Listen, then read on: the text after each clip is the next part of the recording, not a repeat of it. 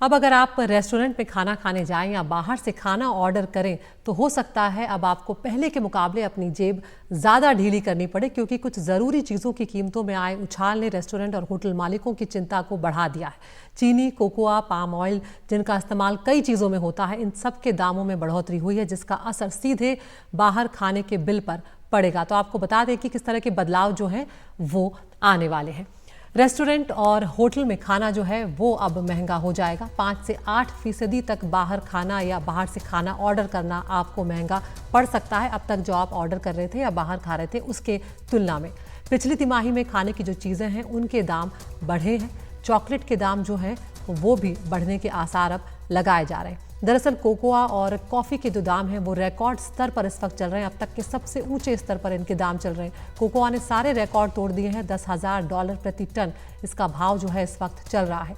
अगर चीनी की बात की जाए तो चीनी के दाम बढ़ने से मीठी चीज़ों के जो दाम है वो प्रभावित होते हुए नजर आएंगे आने वाले दिनों में।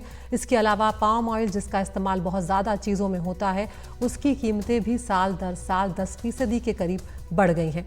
अब अगर बात की जाए रेस्टोरेंट्स और कैफ़े की तो वो कोकोआ के विकल्प पर अब विचार कर रहे हैं कि उसकी जगह दूसरी क्या चीज़ इस्तेमाल की जा सकती है। चीनी के दाम जो हैं वो एक साल में 10.8% तक बढ़ गए हैं। चीनी से बनने वाली चीज़ों के दामों में भी अब बढ़ोतरी जो है वो आने वाले दिनों में देखी जा सकेगी। चीनी के इसके अलावा ये भी बात कही जा रही है कि जो चीज़ों के दाम है या तो वो अब बढ़ेंगे या फिर उसकी जो मात्रा है उसे कम करने को व्यापारी मजबूर हो जाएंगे। तो हो सकता है जब आप अगली बार बाहर खाएं या ऑर्डर करें तो दाम बढ़े मिलें या खाने की मात्रा कुछ कम हो सकती है।